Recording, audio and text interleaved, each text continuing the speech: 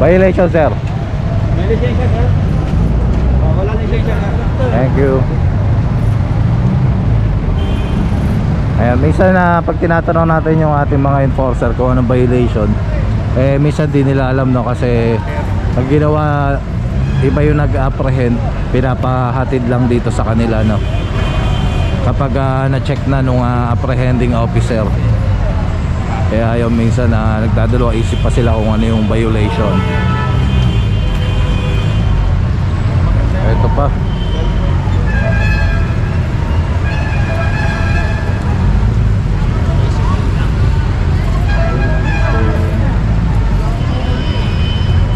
Ayan, 12 na to mga katambay sa isang tok-tok.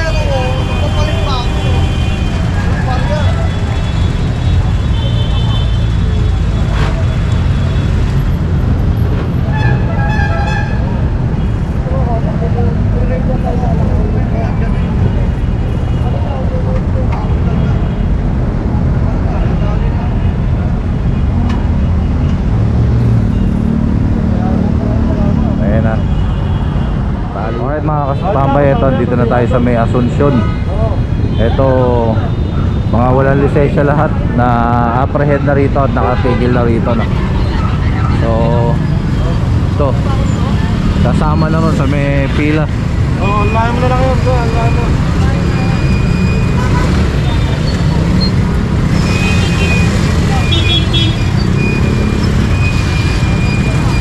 Yan.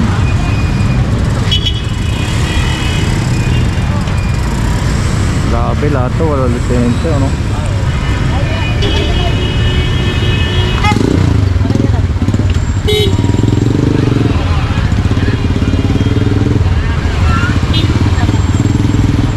Pasiguro tayo.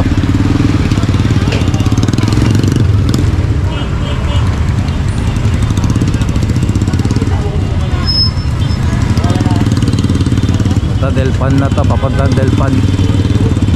Recto pa rin to, Recto Avenue. Pero yung papunta na nga tayo ng Delpan.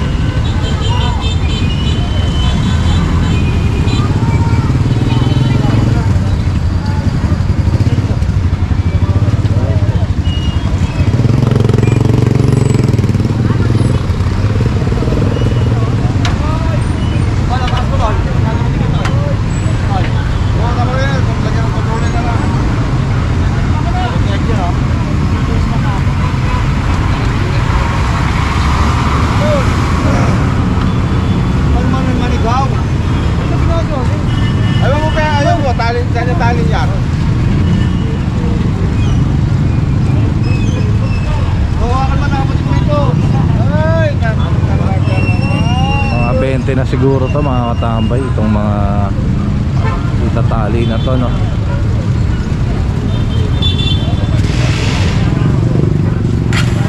Ito ano na to, mukhang stalled na to, hindi na tumatakbo, no? Ayan, no?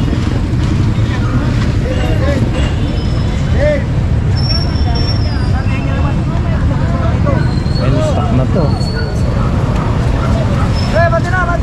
Wala na to, no? Baka daw maubos yung gasolina. Sabi ko, samahan para... Kung kayong gasolina, manakaw, ha? Ha? Tumatakbo pa po to, sir? Tumatakbo yan, siyempre naman, makakarating dito yan, sir. Samahan nyo po para hindi manakaw yung gasolina. Hindi nyo po sinamahan yan. Mga Full tank. Bahala gasolina kayo. Kaya nagsisiguro lang.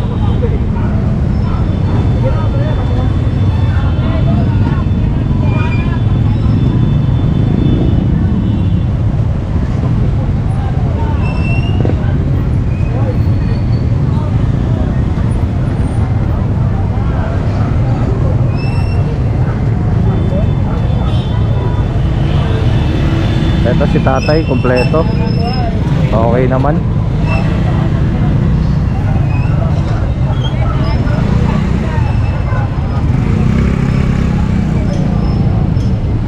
Ayan na, okay na to, natali na.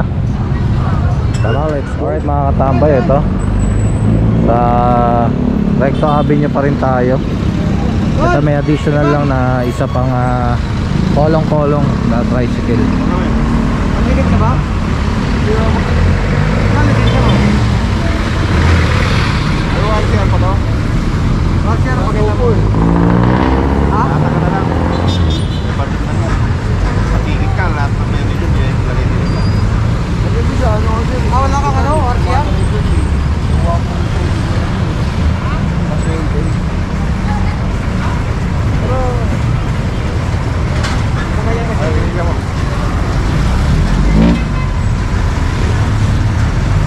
Ito pa.